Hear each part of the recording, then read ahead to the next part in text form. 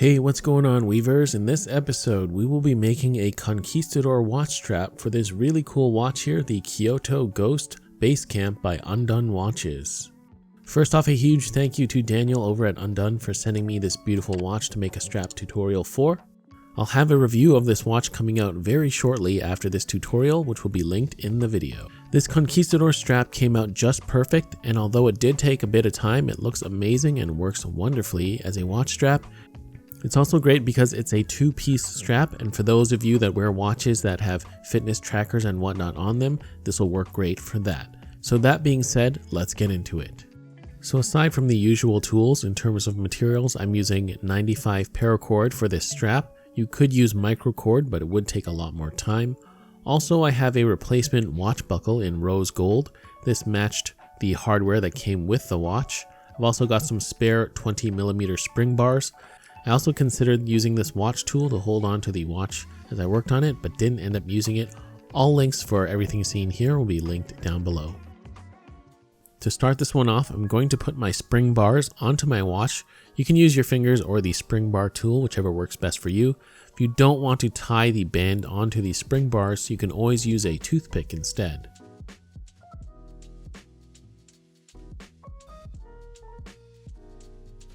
So with one end of my 95 cord, I'm going to make 5 loops going around the spring bar, and this is at the 12 o'clock side of the watch, which will be the buckle side.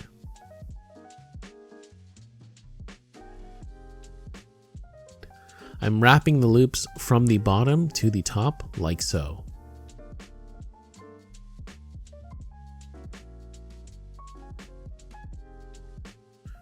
Once I get the 5 loops wrapped, I'm going to make some space in the loops with a toothpick and then pass the short end of the cord through the loops from the top to the bottom using my hemostats. If you don't have hemostats, just leave enough cord so that you can pass it through with a fid. I'm going to feed it through and then cinch everything up and tighten those loops.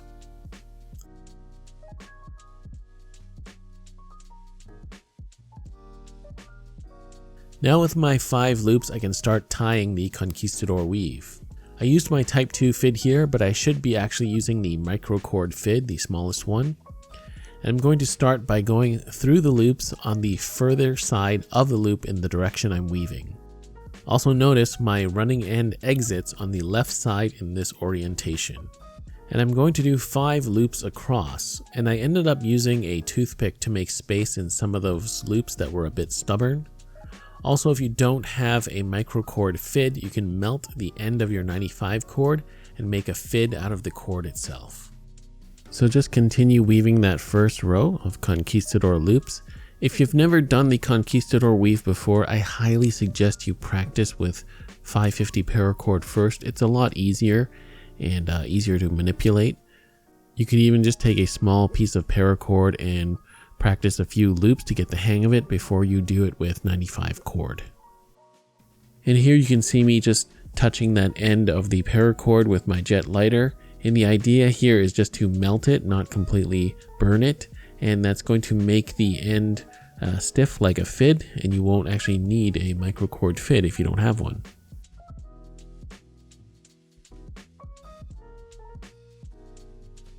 So I've done one row of the Conquistador Weave. The loops are angled now, and holding the watch in this orientation, I'm going through the front of these angled loops now. So what's going to happen from time to time is that you're going to get twists in your cord, and they will bunch up and make you question if you want to keep doing this. But the way to get those out is to untwist the cord as you pull it through. You may have to pull the cord back and forth a couple of times. Also, as you can see, this is very possible with just the melted end of the cord. You don't need a fid to do this. Once again, I'm using a toothpick to open up those stubborn loops, as the cord is quite thin and a regular marlin spike is too large.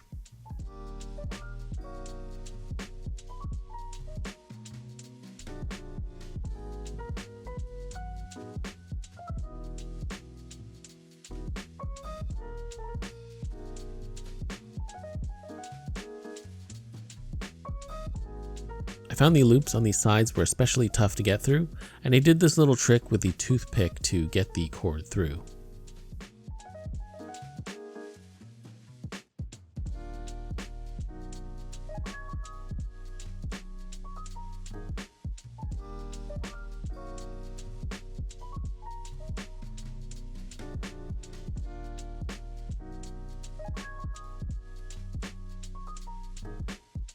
So continue weaving the Conquistador weave to your desired length.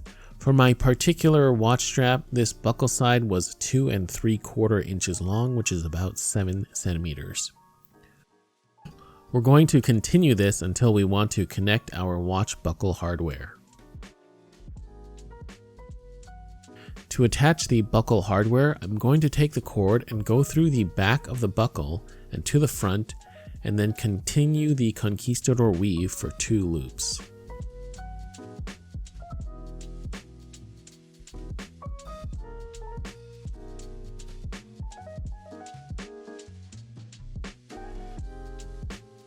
When I get to the middle loop, I'm actually going to skip that loop and leave a space for the tongue of the buckle to go to the other side.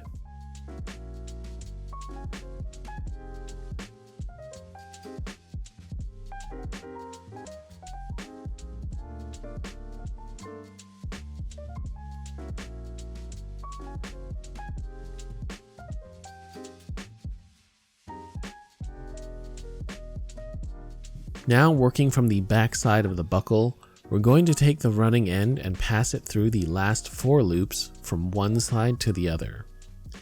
Now, I do apologize for doing this with such short cord. I ran a little short, but I have adjusted the measurements so you won't have this issue. I just used my fid to make some space and passed the end through the loops on the back.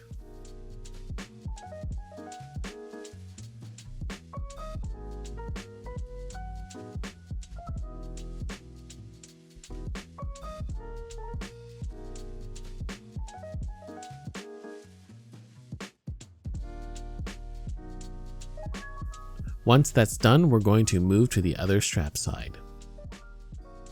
For this side, we're going to start it the exact same way as I did earlier, so I'm not going to go through that again.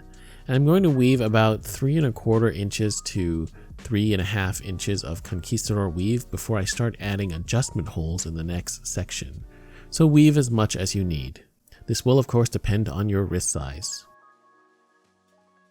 Now we're going to add our adjustment holes. To do this, you're going to go through the first 2 loops and skip the middle loop and then go through the last 2 loops. This is going to create a little gap that the tongue of the buckle can go through.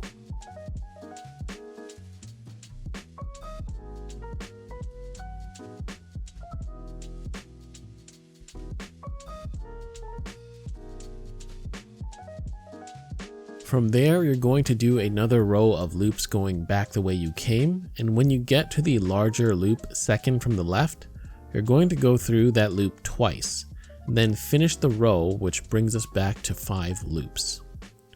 So you're going to repeat this process for a few rows, so you have the option to adjust the size, or you can just do 1 adjustment hole, it's up to you. I did about 4. After weaving the adjustment hole section, I did a few more rows, and to finish the strap off, we're going to create a taper by skipping 1 loop in, and then weave 3 rows of 3 loops, and then finish with a single loop.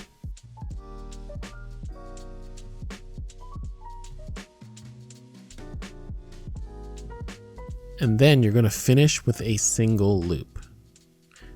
This is a super simple way to make a nice tapered end to fit through the buckle. With that done, we can now just clip and melt the excess strands.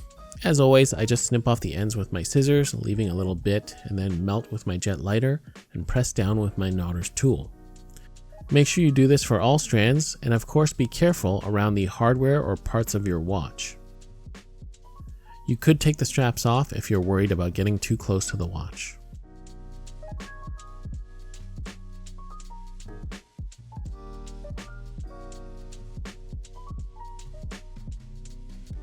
Lastly, to make a simple floating keeper for the watch band, I'm going to take a simple piece of gutted 550 paracord and just snip the ends, melt them a bit and fuse them together. You're going to play around with this one to get the sizing just right, but mine was about just over 1 inch in length. You can then slip the keeper onto the buckle side.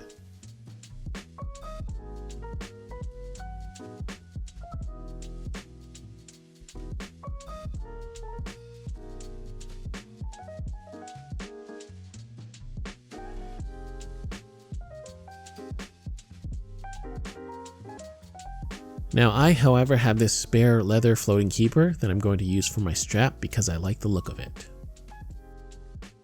So there we have it. There is our Conquistador watch strap done in 95 cord. It looks great on this UNDONE Kyoto Ghost Basecamp watch and would look great on many kinds of other watches as well.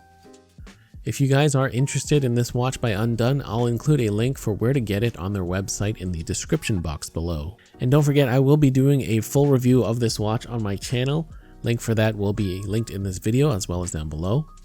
That being said, a huge thank you to all my Patreon supporters. If you want access to exclusive tutorials as well as our Discord server, feel free to check out my Patreon page, link in the video cards as well as down below. You can join for as little as $3 a month. You can also support this channel by liking the video and commenting. Also, feel free to subscribe if you haven't already. If you enjoyed this video, feel free to check out what I have to offer on the rest of my channel.